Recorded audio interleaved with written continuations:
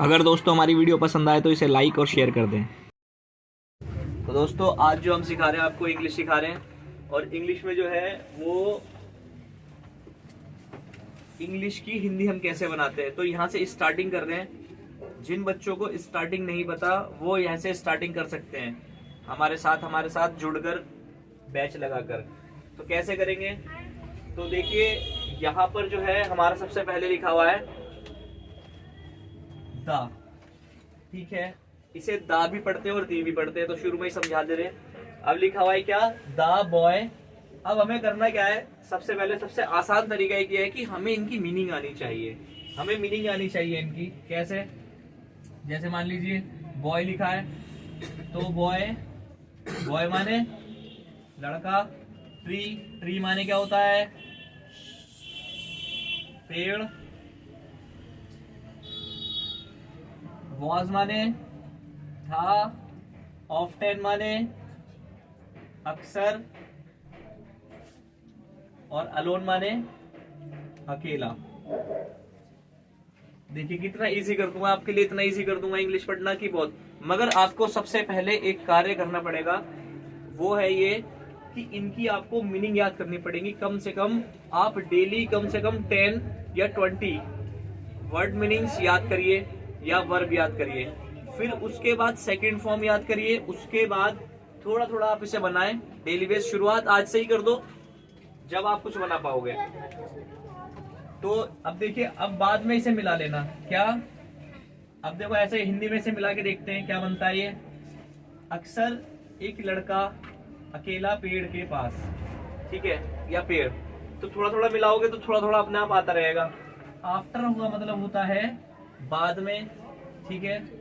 सम मतलब कुछ, ईयर्स मतलब साल, ठीक है। तो ऐसे ही लिख लेंगे इसके बाद। आफ्टर का मतलब क्या होता है, बाद। सम का मतलब होता है कुछ। और एक चीज और, यहां सम का मतलब फ्यू भी होता है, मगर फ्यू कहीं और भी लगाया जाता है। इसकी मैं एक अलग वीडियोस बनाऊंगा कि इनके जो मीनिंग होते हैं ना वो थोड़े अलग अलग होते हैं, ठीक है। तो फ्यू का मतलब भी कुछ होता है, सम का मतलब भी कुछ होता है, और ईयर्स का मतलब होता है साल।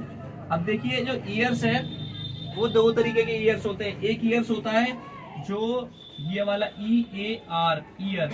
ईयर माने कान, जो हमारे कान होते हैं इन्हें भी ईयर्स बोलते हैं, इसे भी ईयर्स बोलते हैं, ठीक है। तो हमें डिफरेंट समझना है बोलने में। अगर किसी ने ईयर्स बोला है तो वो साल वाला बोला है, साल जो महीने के बाद साल आते हैं। अब यहां तक ठीक है। अब यहां लेते हैं वन। वन माने क्या होता है, एक, ONE, वन। दा लगाते हैं कोई भी, जैसे कोई भी चीज में हम दा का प्रयोग कर सकते हैं लगभग। मगर दा को दा और दा को दी कब पढ़ते हैं। बॉय, बॉय माने लड़का।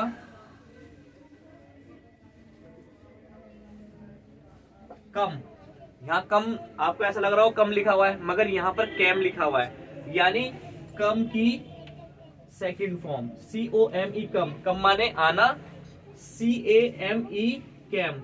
कैम मतलब आया, ठीक है। यहां पर पास्ट में बात हो रही है तो यहां पर हम लिखेंगे आया। कैम माने आया। टू, यहाँ टू का मतलब से होता है, मगर यहाँ पर टू का मतलब ज्यादा वाला टू के साथ में जो ज्यादा लगता है, ठीक है। और ट्री, ट्री माने पेड़। एंड मतलब और। दा ट्री, ट्री मतलब पेड़। कोई बड़ी चीज, कोई एक चीज हो और बड़ी हो, मशहूर हो या प्राकृतिक से जुड़ी हुई हो, तो उन सब के आगे हम क्या लगाते हैं, दा का प्रयोग करते हैं, ठीक है। यहां तक हमारा बन गया। अब इसे देखते हैं वॉज। वॉज माने होता है था, और ये पास्ट के लिए लगता है। पास्ट मतलब एक वाज होता है, एक वर होता है। वाज था के लिए लगता है और वर थे के लिए लगता है। वेरी, वेरी माने होता है बहुत।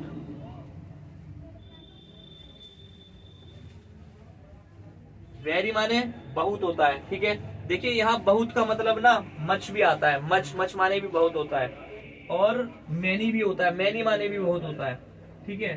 तो देखो तीन चीजें हैं ये, इनके बारे में भी मैं आप लोगों को बहुत डिटेल में समझाऊंगा।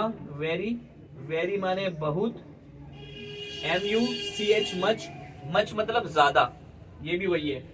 और एक होता है मैनी, MANY, मैनी। मैनी माने भी होता है हाउ मैनी, हाउ मैनी माने कितने होते हैं, और मैनी, मैनी माने कितने होते हैं सिर्फ, ठीक है। तो इसका मतलब भी एक ही कुछ मिलते जुलते वर्ड है, बस इनका क्वांटिटी से हिसाब किताब होता है कि जिन्हें हम नाप नहीं सकते, जिन्हें हम नाप सकते हैं, उनके आगे क्या लगाएंगे। तो चलो आगे चलते हैं।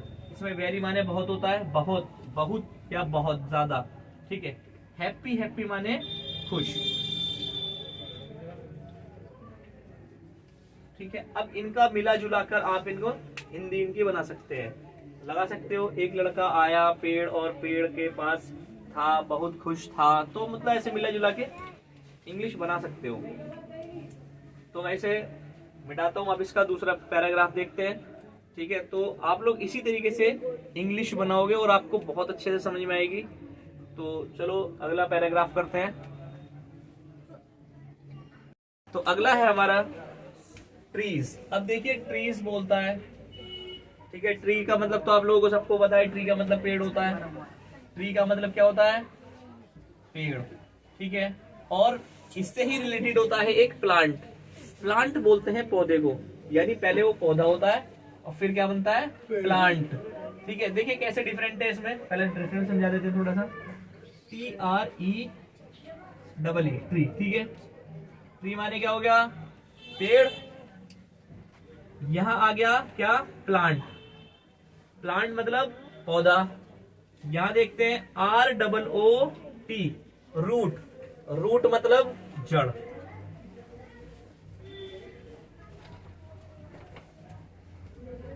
पौधा, ठीक है। और रूट, यहां रूट का मतलब क्या हो गया, जड़। ये आप लोगों के सामने बुकों में आते रहेंगे, इसलिए आप लोगों को समझाया जा रहा है, इसे बहुत अच्छे तरीके से समझो, ठीक है। अब देखिए जो जड़ है, वो जड़ एक तरीके से मैं यहां बोल सकता हूं जायगोट, साइंस में आ जाते हैं थोड़ा, ठीक है। जायगोट भी आप इसे कह सकते हो, जड़। बीज, बीन बोलते हैं बीज को, तो जायगोट को बीन भी बोल सकते हो। अच्छा बीन, जो बीन होता है, बीन का मतलब क्या होता है, तो आप इसे, ठीक है। और जड़, पौधा, पौधा मतलब चाइल्ड, बच्चा, ठीक है। और पेड़ मतलब यंग, तो कोई मैन बन जाता है, ठीक है। तो इस तरीके से भी आप इसे समझ सकते हो। तो पेड़ है, पेड़ बोल रहा है, क्या बोल रहा है पेड़, कम, कम मतलब आना। इसकी सेकंड फॉर्म कैम, ठीक है, मतलब आया। और फिर इसकी थर्ड फॉर्म फिर कम, थर्ड फॉर्म भी इसकी कम होती है, ठीक है। तो माई मतलब मेरा, माई मतलब मेरा। अच्छा अभी से समझ लेते, थोड़ा माई को समझ लेते हैं। माई क्या है, माई को किस तरीके से देखते हैं हम, MY माई, माई मतलब मेरा, ठीक है। MINE माइन, माइन मतलब मुझे, ठीक है। और आई मतलब मैं, ये सब इससे रिलेटेड है, ठीक है। तो यहां पर क्या हो गया, माई मतलब मेरा। अच्छा बॉय, बॉय मतलब क्या होता है, लड़का।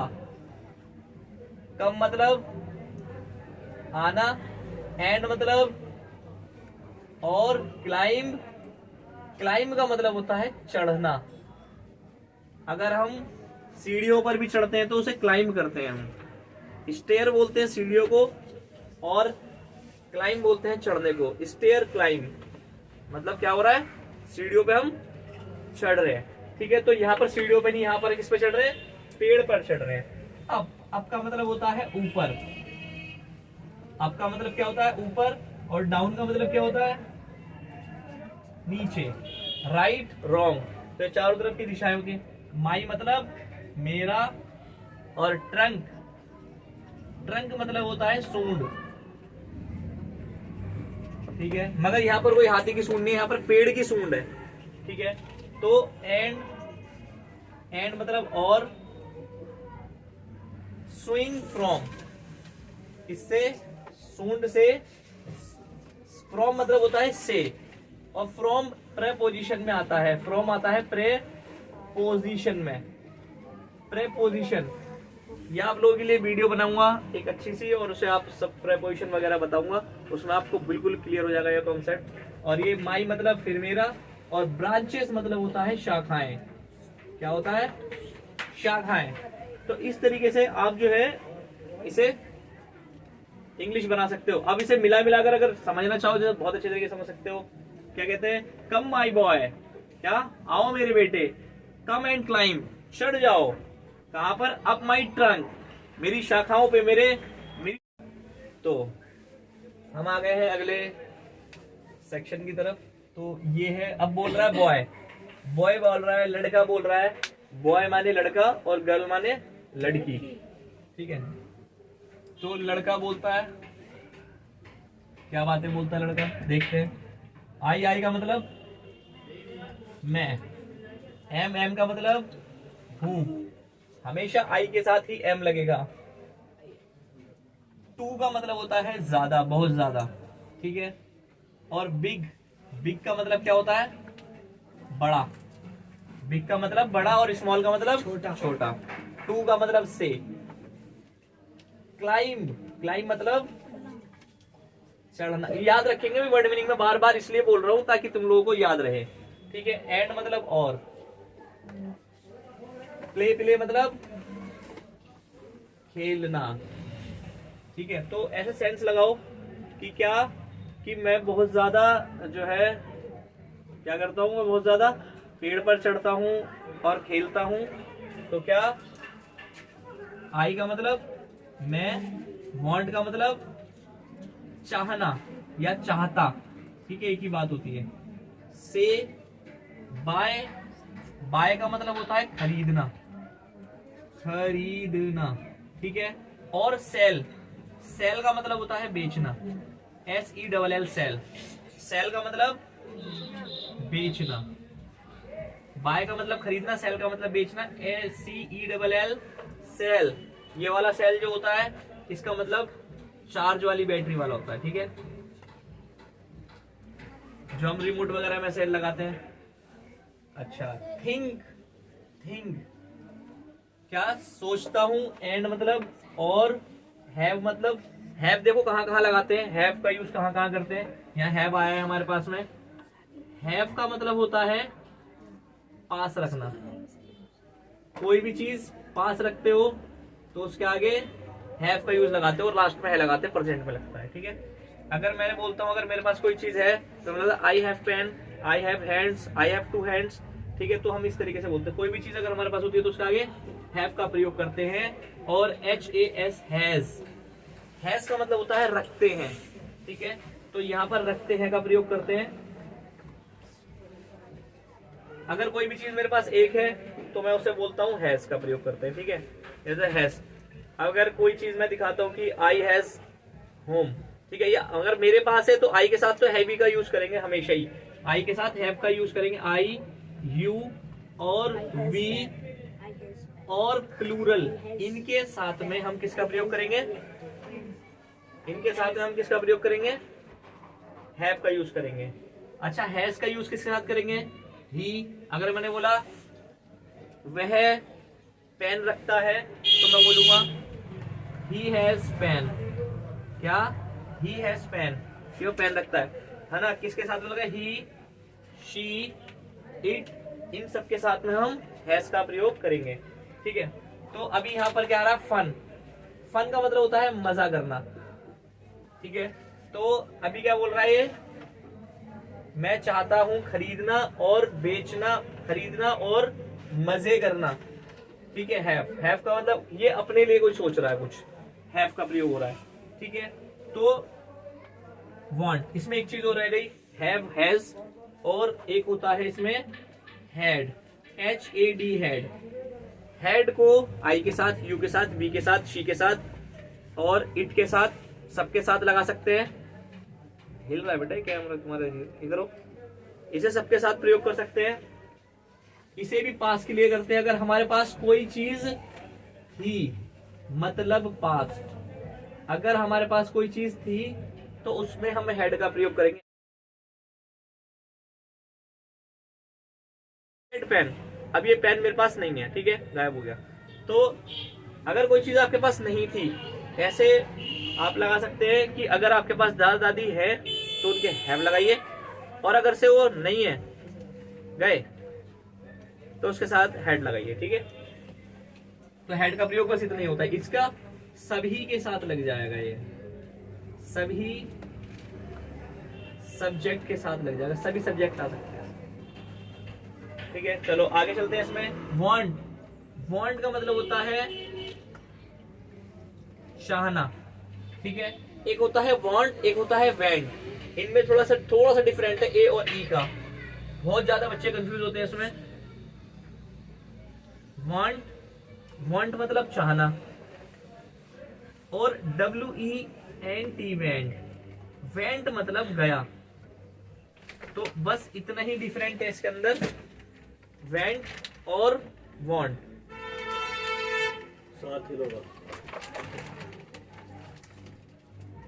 इसके साथ हम वेंट का प्रयोग करते हैं। ये वेंट कौन सा गया वाला है? ये गो वाला है। गो, वेंट, गॉन,